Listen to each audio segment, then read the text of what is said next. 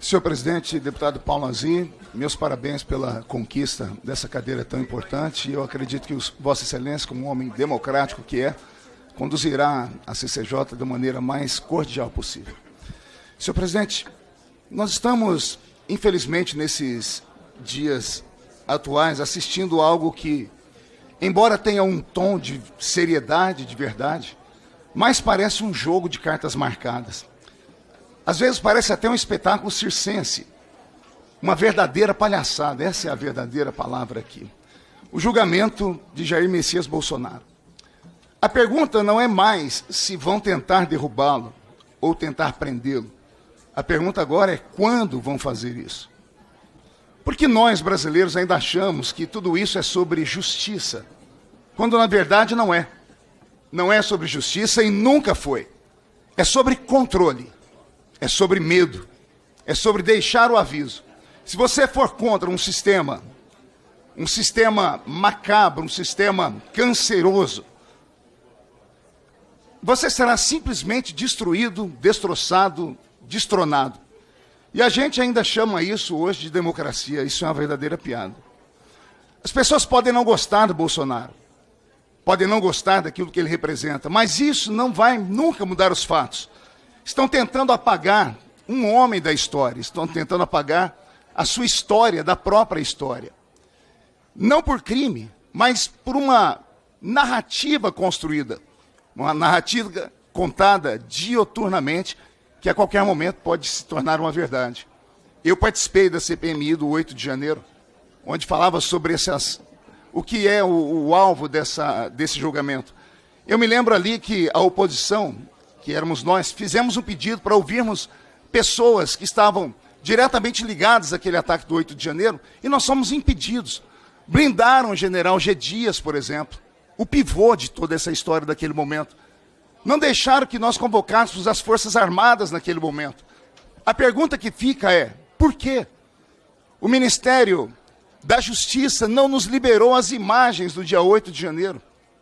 E o ministro da Justiça naquele momento é agora um desses que está julgando esse processo do presidente Jair Messias Bolsonaro. Qualquer pessoa em sã consciência, qualquer político que tenha um pouco de nobreza, ele seria capaz de dizer, não, tem algo errado nesse julgamento. Mas, infelizmente, a situação, o governo se cala, porque o político não é do lado deles. Porque se fosse do lado deles, a gritaria estava feita, a quebradeira estava feita. Senhor presidente, sabe o que é mais doente em tudo isso? É ver uma multidão de pessoas aplaudindo o linchamento público de um homem honesto. De um homem que só quis o bem da nossa nação. De um amigo da pátria brasileira. Que pode ser um homem incisivo nas suas falas, mas é um homem correto. Jair Messias Bolsonaro foi o maior presidente dessa nossa nação brasileira. É ainda um grande líder, um líder que arrasta multidões. O presidente que agora está governando o país, infelizmente, não consegue juntar meia dúzia de pessoas.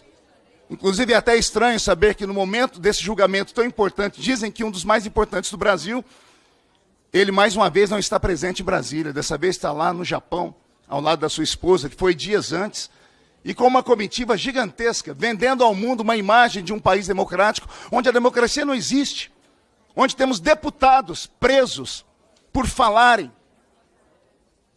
Interessante é ver que os meus amigos da esquerda, porque eu tenho muito respeito, em outro tempo lutaram tanto pela liberdade, gritaram em alta voz as frases de Voltaire, dizendo, posso não concordar com nada do que dizes, mas eu defenderei o seu direito de dizê-la com a minha vida, se possível for.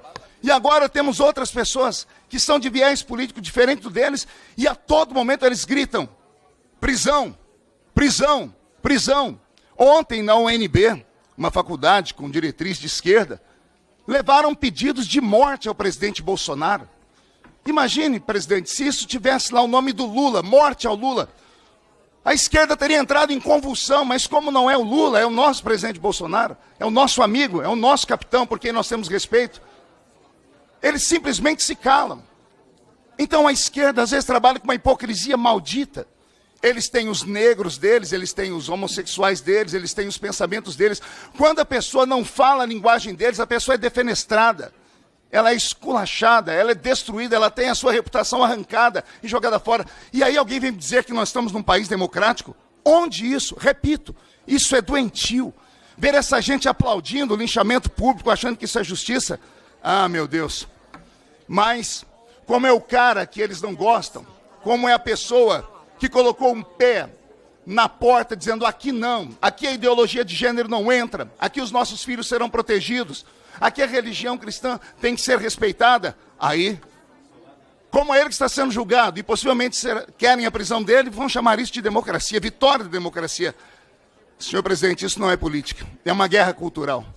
O pensador alemão Clausewitz disse que a política é a continuação da guerra por outros meios. Penso que ele disse isso acreditando que seria pelo meio de debates intelectuais no campo das ideias. Mas o homem moderno da esquerda recriou esta guerra com narrativas pueris, mentirosas, vazias, esdrúxulas, carregadas de rancor e de vingança, onde o seu oponente político deve ser destruído, desvalido, desencorajado, denunciado e condenado, e assim apagá-lo da história. Senhor presidente, eu faço uma pergunta a Vossa Excelência, se eu posso dividir o meu tempo com o deputado Ed. Pois não, deputado, pode